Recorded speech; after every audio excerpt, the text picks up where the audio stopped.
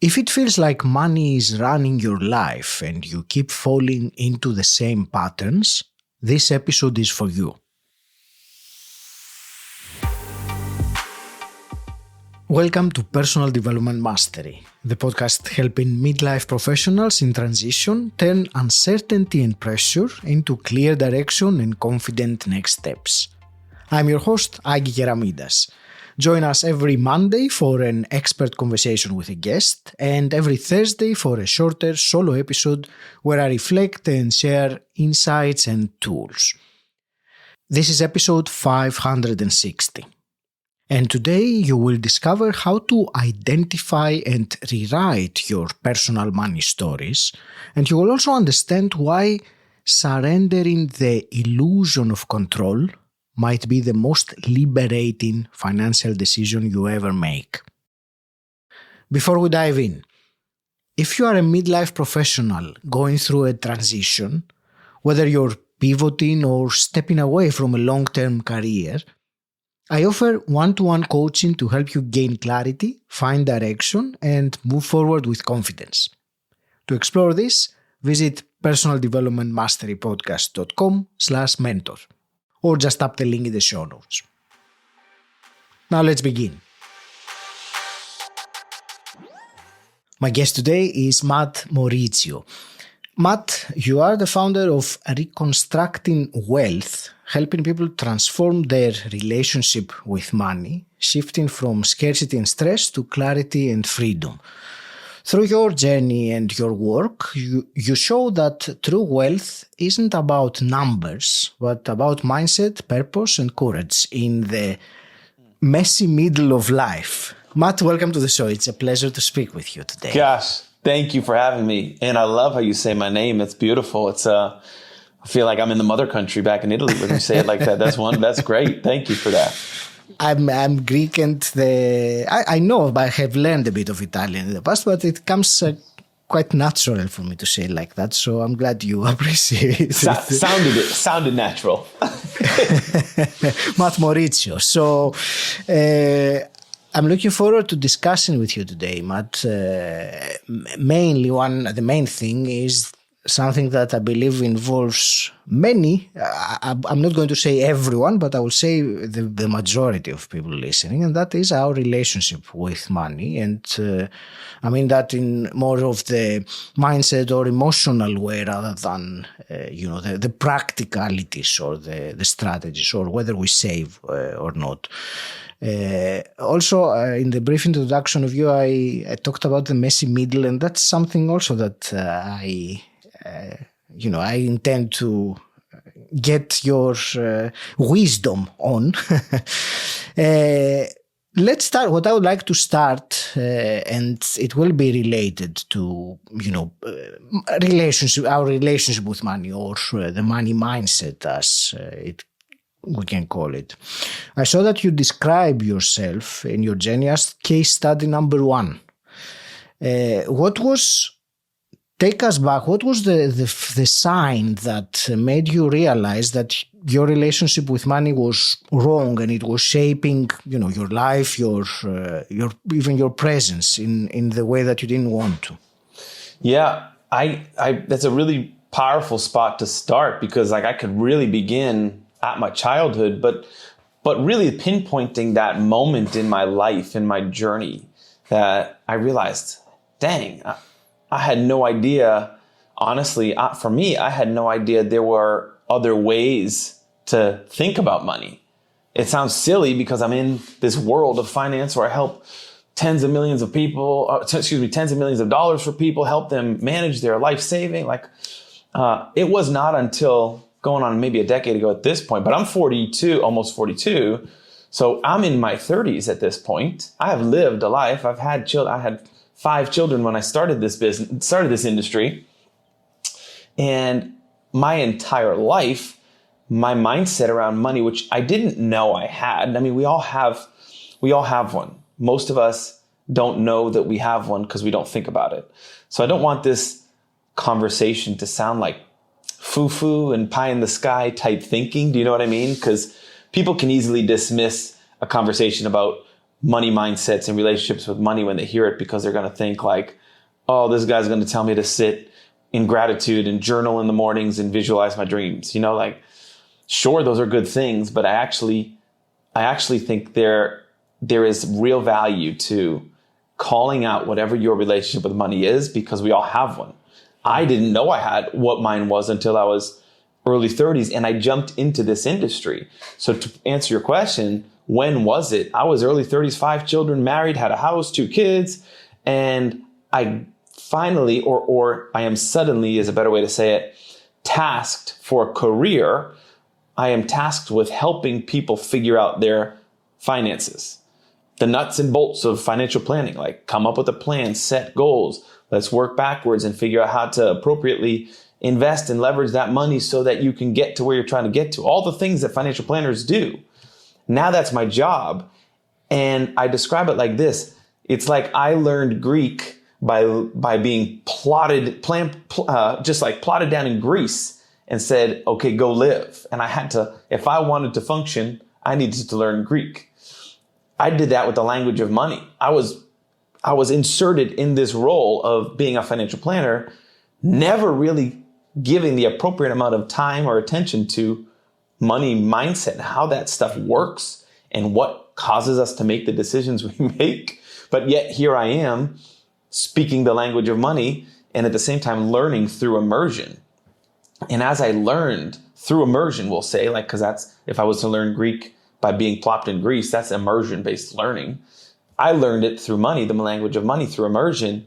And as I started to understand more about the rules of the game, we'll call it, I realized that there were these like fears that I had that were unlocked, that I really didn't know existed.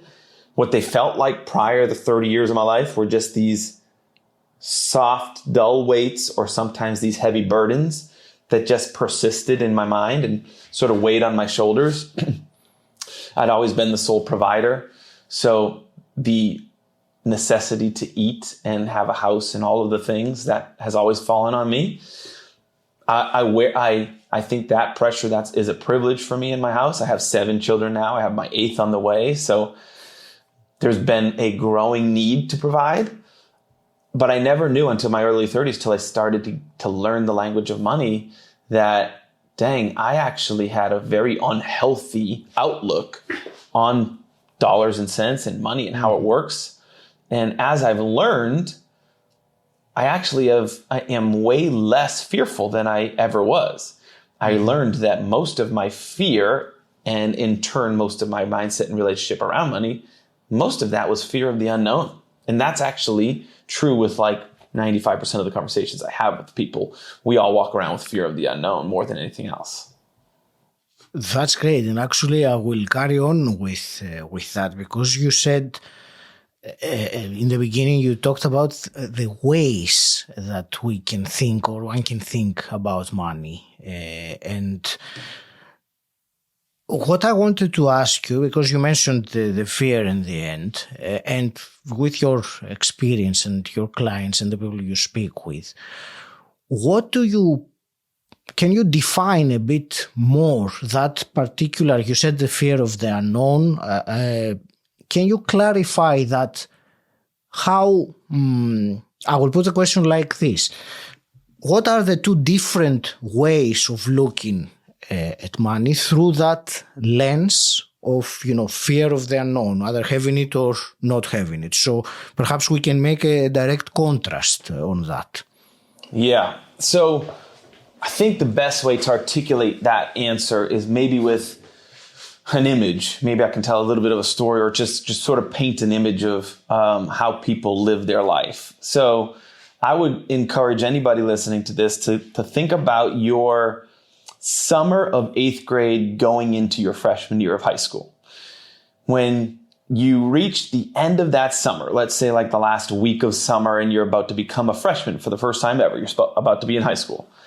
You start to have these butterflies and these nerves and this anxiety around what it's going to be like to be a freshman in high school, because it's probably a new building. There's probably students from multiple schools all congregating to one. You don't know the layout or the teachers or who your classmates are going to be. Are you going to be, picked on by the upperclassmen? All these things that are running through your head that you don't know the answers to. But once you go to that school and you spend 5 or 10 days, maybe let's call it a first week and a half of being a freshman, 80% of those fears and worries are now gone.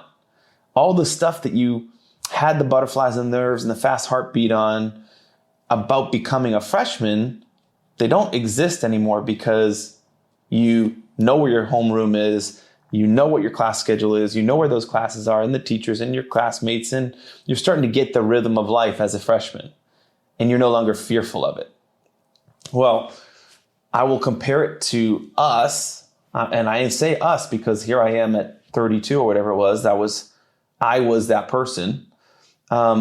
And that's why I say I'm case study number 1, because what I articulate to people are my truths. So we all learn something about money, and we usually learn it from our parents. And we usually don't learn it through communication because it's taboo in society to talk about money. So instead, as a parent, I learned firsthand that more is caught than taught with my kids. So what we do as kids is we sort of catch whatever our parents feel and say and think about their money. Mm-hmm. Most of the time, it's unhealthy. It's fearful. It's scarcity driven. It's fear based. But we don't know the difference because we can't talk about it. So we just sort of inherit that relationship, and then we bring that into adulthood. That's like being an incoming freshman and never entering freshman year. We all walk around day-to-day lives, doesn't matter the age, 30, 40, 50, 60. We walk around like we're incoming freshmen because we've never crossed over that wall of the known. So to answer your question, there's the unknown and the known is really the 2 different lifestyles you can live. The good news is there isn't a day in time that has more information than today. The accessibility to information to figure this stuff out has never been more abundant. So we all can cross that wall from the unknown to the known if we choose to. A great place to start, if you want to use AI, if you use ChatGPT or any others, you could quite literally say, hey, I don't understand anything about personal finances, but I want to become an expert. Where do I start? That could be your first prompt on some AI tool. And that will give you a pretty great starting point, probably. And then you could ask it to answer those questions if you want. Or you could ask it to give you more information. Or you could expand upon stuff. But that's a great starting point. Quite literally, it's not the only change, but a major change in my life about finances. It sounds overly simplified, but as a major reason for my relationship with money to change, quite literally has just become being exposed and understanding the rules of the game better, because I never took the time to learn them. Mm-hmm.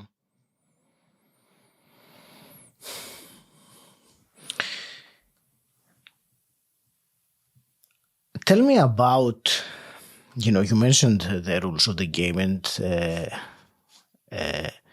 I will go back for a moment because the beliefs, you said beliefs from the parents, would I be right to assume that one step to take would be to identify these beliefs? Is that right?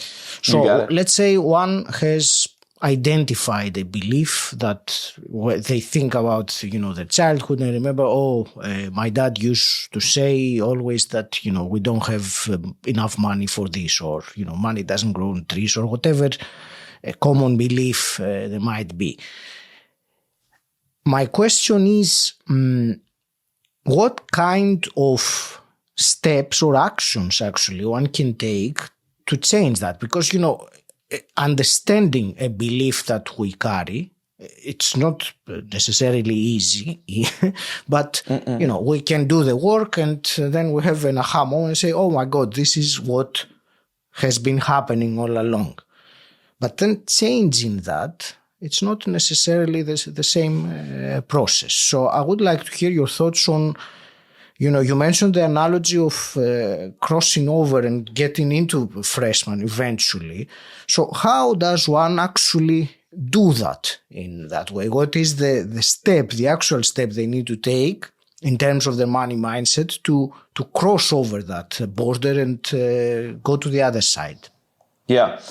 The first step that you mentioned is exactly right. I call them your money stories as a child. Like, one of my favorite questions to ask is, tell me a story from your childhood that really exemplifies the way you think about your money today. And that's the work, man. Augie, you got it. That's the hard work. That's that deep introspective journey that you're going to need to go on, because you need to pull up the roots of this problem. We don't need to just mow the grass here and leave the weeds so that they look like grass. You have to actually dig out the weeds and pull them from the root. So you have to find, where is this coming from? And I'm sure everybody can probably think of something from their childhood, young adulthood, that really can be an example story of, yeah, that's basically how I think about money. That right there, that thing, that story, that time, those words, those are my words. Those are my mindsets. That's how I purchase things. That's how I make buying decisions.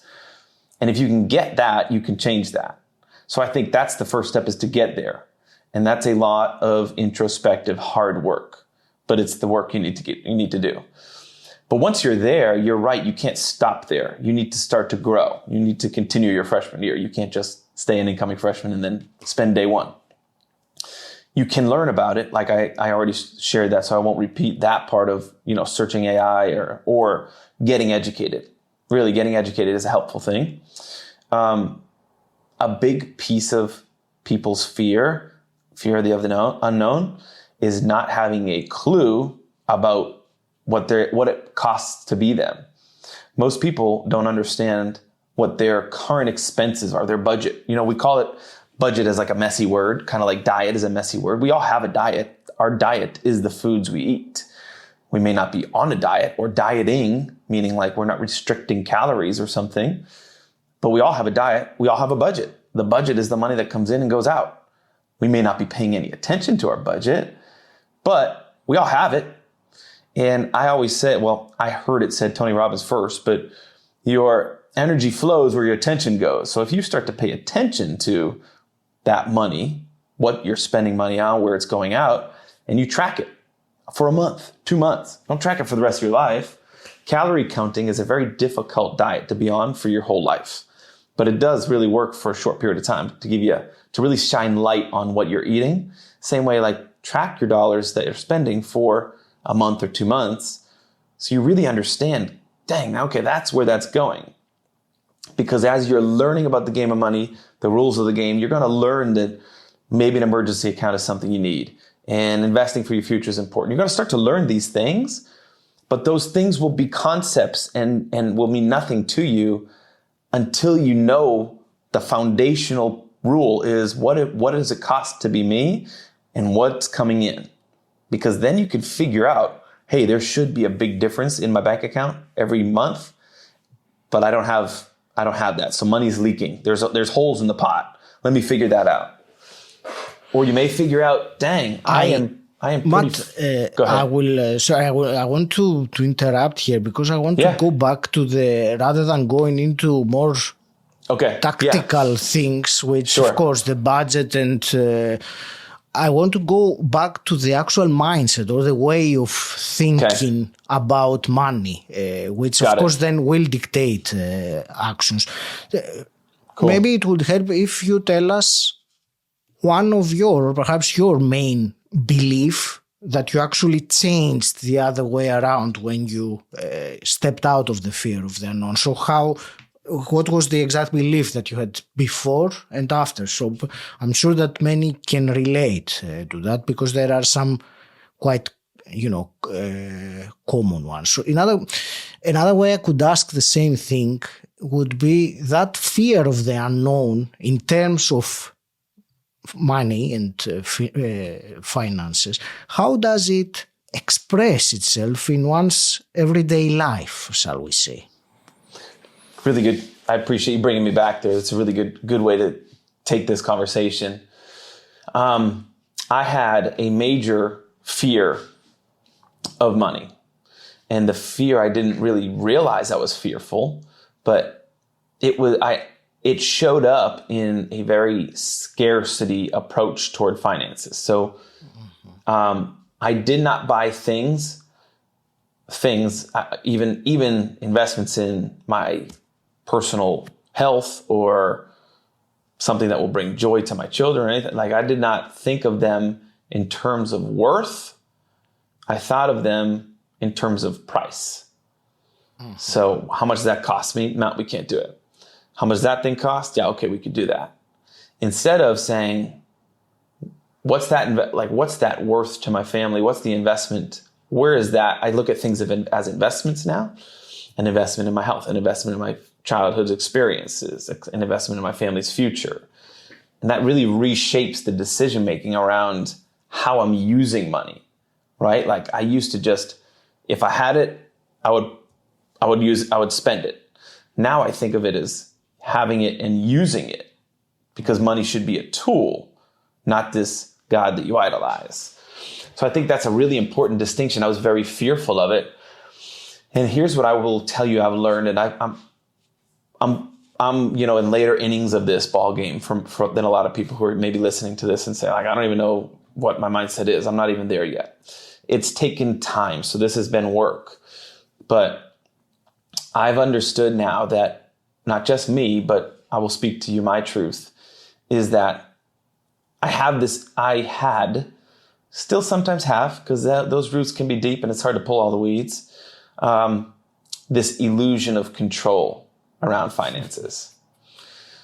I have this illusion of control that if I can just earn this much and just save this much and just spend this much, then at some point on that journey, I'm going to feel good and it's going to work out. And I am living proof that a 10-year plan should just be torn up and thrown out the window. I had one child, maybe two children, actually, at 10 years ago. I lived in a different state. I worked in a different industry. None of what I'm doing today was on my radar 10 years ago. Not a single thing. Besides wanting to stay married. That was on my radar. So thank you, God, I'm still married. But the rest of it, I thought maybe 2 kids was where it's going to stop. I thought Boston, where I was born and raised, was where it was going to end. I had this illusion of control on my future that I actually had to release. And for me, it's in the form of faith. And some people, this is not me saying anybody needs to believe any particular thing, but I do think foundationally, we all need to recognize that this life, this world, what we're doing here is bigger than us. It's not just about us. And as soon as I released control of every single part of my finances, what I learned was that opened me up to really receive the life that I'm called to live. So part of that was actually deciding, and this was not a strategic move necessarily. I wasn't trying to strategically shift my relationship with money. This was in this deep introspective journey. I'm like, dang, money has control on me. It's got its grips on me. I don't like this. Part of that was like, I wanted to give.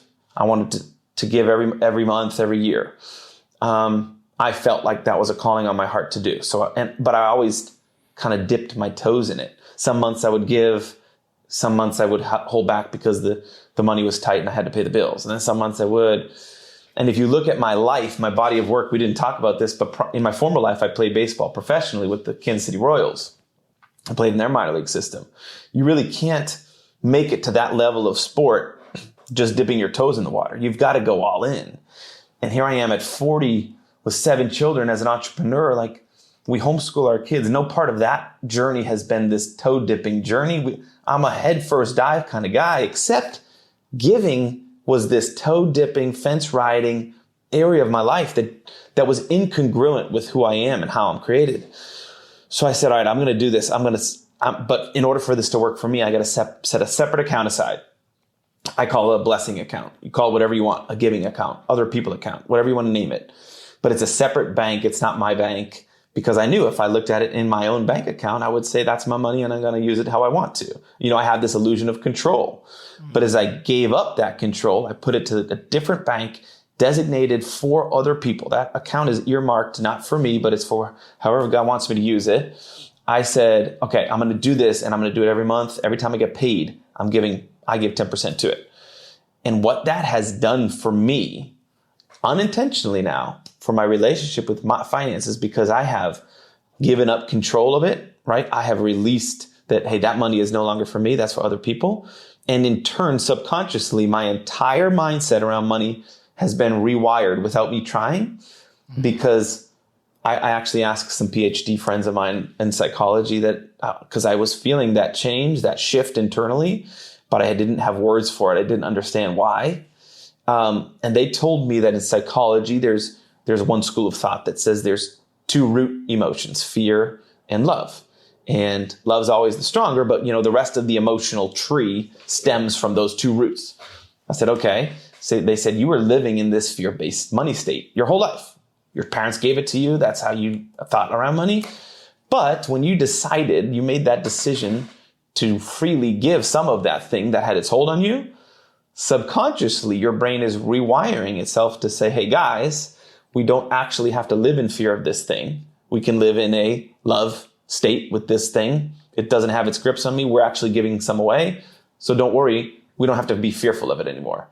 Again, that was not a strategic shift. That was a decision that that I felt put on my heart that I needed to do. But I will say that act of disciplined giving has, more than anything else, totally reshaped my relationship with money. It makes me realize money is a tool for other people. It's a tool for good. It's something that I can use to further and better other people's lives. And the more I have of it, the more good I can do with it. This is great. Thank you for this. And there were some things that I highlighted from your answers actually, because there were many things you said here. Kind of pulled my string there. I will share some, from my own reflection or repeating actually what you said. And I will start with this last thing you were saying. You didn't mention the term tithing, but that's how it's called. And it's great that you reinforce something that, it's been said over and over again by, successful or wealthy people, that this giving money or tithing a percentage of the money is I think it was Napoleon Hill that had put it like as one of the rules for success. So that's one thing. I will go back and you said something that I really want to share back, because it was exactly the same with me. You said that 10 years ago, nothing of what you're doing now was in your horizon. Mm-hmm. And I realized when you said that exactly with me 10 years ago, nothing of what I'm doing now, I hadn't even thought about. So that's, I think it's a powerful thought when we think about, the last 10 years of our life and how different we have been or evolved or that. And there is also, and I'm going backwards in the conversation, something you said in the beginning of your answer that I think it is important. I will say it in my own words as I understood it, that instead of looking at the price of something, you look at its worth or its value or what it will bring back to you or to your family or to whatever it is that that money is used for. And I think that is, at least that's how I got it myself, as a practical way that one can shift the mindset. So can we talk a little bit more? Tell us a little bit more about this. There are so many things you opened now, but let's talk a little bit more about this way of thinking of price versus the worth of something, of, even a bill. It is easier, with something that we buy because we want to. And it gets more difficult when it is something that we feel that we have to pay, like a bill. So perhaps if you share an example or your thoughts on this kind of differentiation, so we can go a little bit deeper there. Yeah. Man, there's a few stories that I'm thinking about that I think can highlight that point, and I'm trying to decide which one maybe is the most meaningful. Well, I'll continue this theme of just myself and using myself as the case study number one. We'll say my truth is my truth here. I used to say, now I should back up. I made 4 figures a year playing professional baseball. That's for anybody that's doing that math, that's less than $10,000 a year in the minor leagues. You don't get paid well there. But I still had to live and eat and do all the things that everybody else had to do, pay rent. And then during that season, those 5 years of my life, I didn't have a dime of debt. I just figured it out. Partially, it was easier to just rough it alone, roughing it with 7 children, saying we're all going to sleep on the couch now or sleep on the floor and eat ramen noodles is harder. But I also learned that I would never look at anything in that season of life as worth or value versus price. It was always price. If it was too much, I didn't do it. If I could afford it, I did it. Now, I'm not here to say you should just be reckless and overspend and put yourself into tons of debt.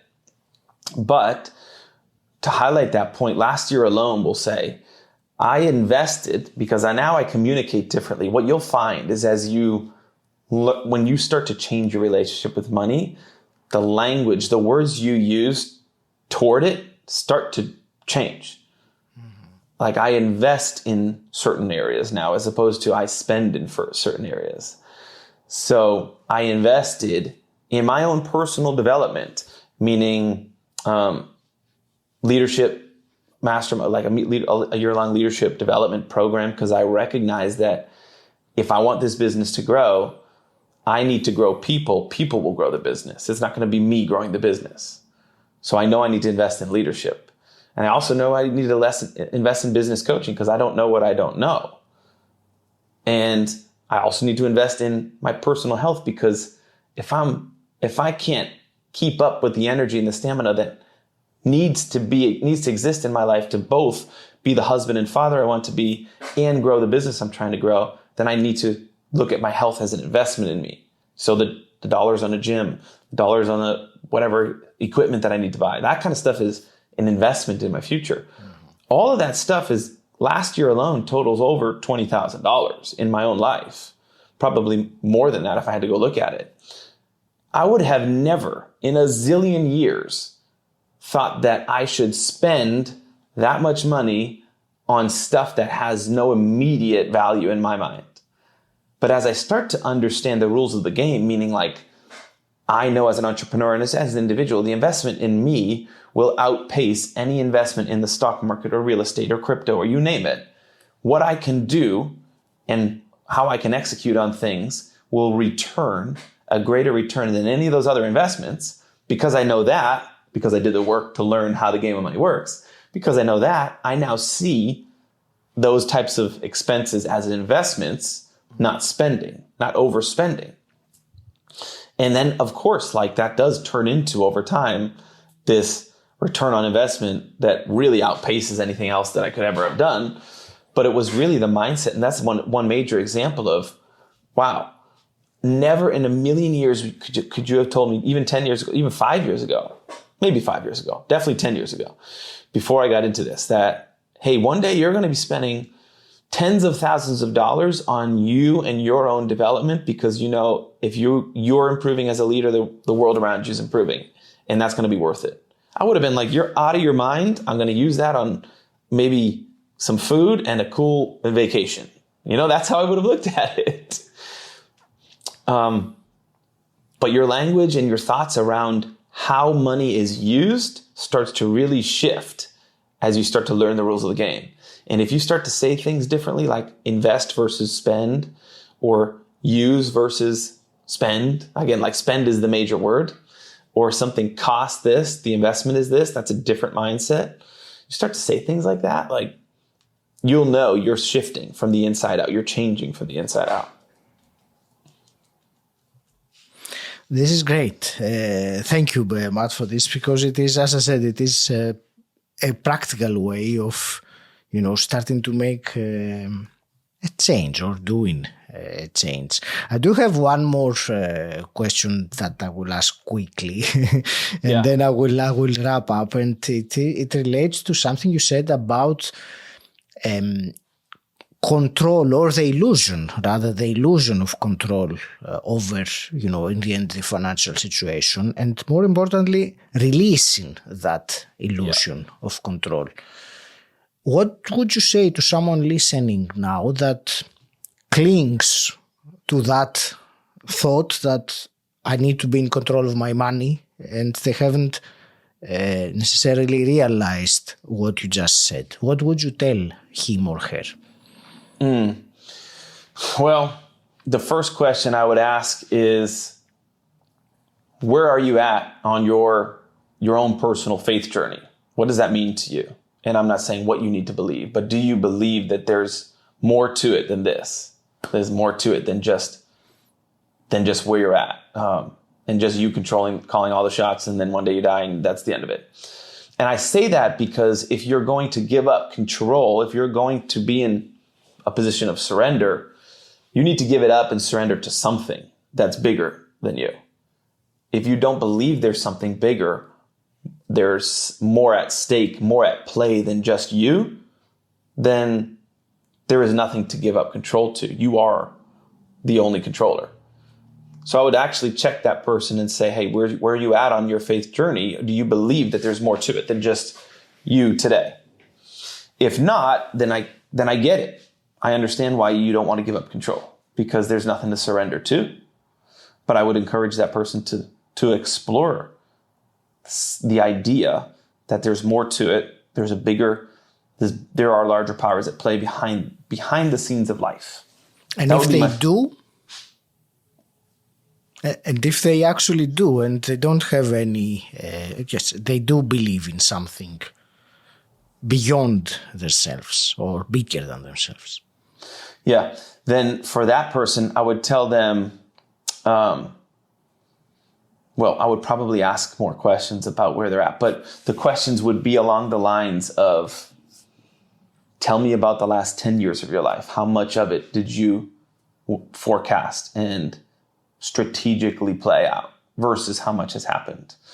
And I would love to hear that answer. I would also try to understand how important is that faith to you. Are you in full surrender? Because you cannot give up control of something and also maintain control of that same thing. So you either, again, like I was that fence rider, so I get it. I was riding the fence. I said, I believe, for me, I'm a Christian. I believe in God. I believe in Jesus. I give up. Yeah, everything's his. I give it up. Except my actions did not, and my mindsets and my emotions did not mirror that.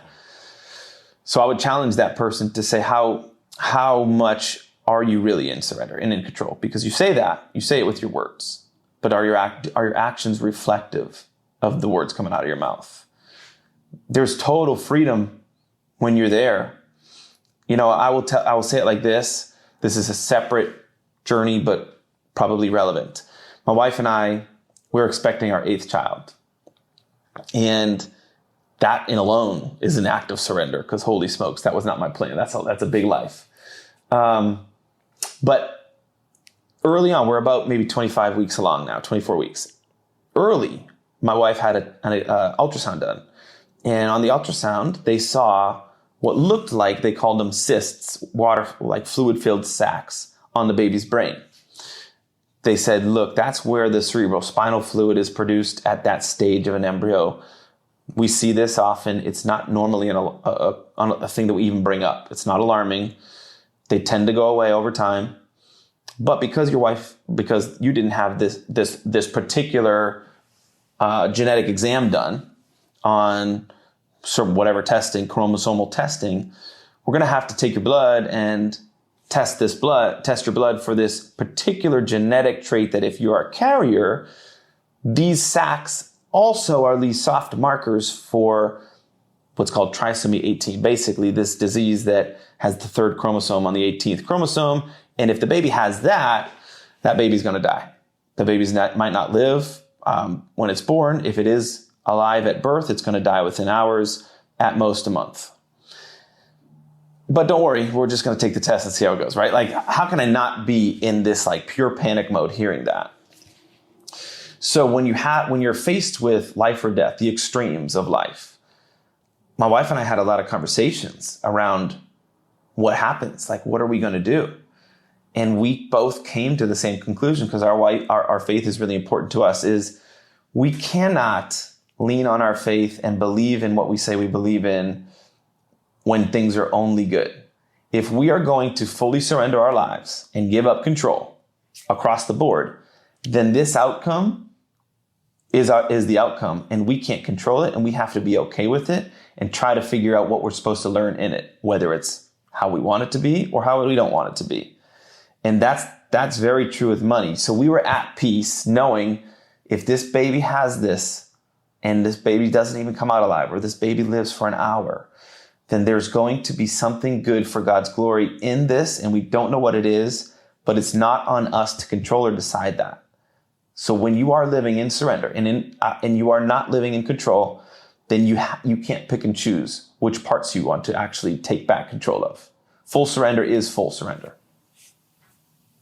Matt, thank you very much. This was a very deep answer, and you explained very nicely what I was asking for. So I appreciate that. Before I start wrapping up this fascinating conversation, where do you want to direct the listener to learn more about you and your work? Thank you for that, Agi. First, I appreciate this so much. It's been an honor to be on the show. You ask wonderful questions. You guide that conversation really well. For me, if this piqued anybody's interest and they want to learn more about their own personal relationships with money and how they operate, I created a video course that's free. I'm happy to share it with anybody and your listener. If you find me on Instagram, it's just my name, @Maurizio. Just find me online, send me a message and say, I heard you on the podcast, and I'll send you the free link. It might just cost an email. That's it. But that's like a 3-part video course that dives into a lot of what we talked about. Or my website is reconstructingwealth.com. There's a contact page that I'll see the response. If you want to send me a note, I'm here for it. Thank you. And before we close, I have 2 quick questions I always ask my guests. And the first one is, what does personal development mean to you? It's the ultimate journey of seeing who you're created to be. That's for me. I think growth is at the extremities. You know, when you're lifting weights, it's like you have to tear muscle down in order to build it back up. You want to run a marathon, you want to get good at running, run more miles. That's how you learn to run more miles. So the growth comes at the extremes of life. And that's personal development for me, is understanding what is really in the tank and what I'm really made of. And if you could go back in time, hypothetically, and meet the 18-year-old Matt, what's one piece of advice you would give him? I would have told myself to give up control sooner. As I've, that journey at 18, I was drafted by the Padres. That real dream of being a professional baseball player was very real then. Now I realize that wasn't my life calling. That was a season of my life. If I could tell myself then, look, no matter what, you've got to just be in the passenger seat of life. You can't drive this bus. If you do, it's going to crash and burn at some point somehow. But if you're in the passenger seat, it's going to be a beautiful ride. Just trust it. If I could have told myself then, gosh, there would have been a whole lot less anxiety and stress along the way. Not to say it would have been none, but it would have been a lot sweeter journey. This is a very comforting and empowering message also at the same time. So, yes. Matt, I want to thank you again very much for this conversation. There were indeed wisdom that came out of it. So thank you very much. I want to leave it to you for your parting words. And in particular, I would like for you to address the listener for one last time and give them what you would like to leave them with after this conversation we had. Sure. I know we went deep. I don't know if that was the intent, but I'm appreciative that we did. Anybody listening, if they heard that and they're like, man, I got some work to do, that's okay. we all have work to do, especially if you're in these life transitions. As you can hear my life, 10 years, 8 children, started a business, multiple career changes, like multiple homes purchased. There are always these life messy transitions that they will always be there. So you can't wait to decide to make a change after you make whatever transition, because the next one's right around the corner. So there's no better time to start than now. Lean on people. I'm here for you. It's not a sales pitch. I've got nothing to sell you on this. If you need help, send me a message. I'm here, at least on the financial side, or anything else that piqued your interest. I'm happy to walk along beside you with this journey, because there's always transition. We're all in this messy middle until you die. So I'm here for it.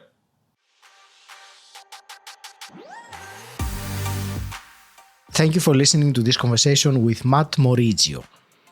I hope it has given you a fresh perspective on the power of rewriting your money story and living with greater clarity, purpose, and freedom. If this resonated, follow the show and share it with one other person who would find it useful. Until next time, stand out, don't fit in,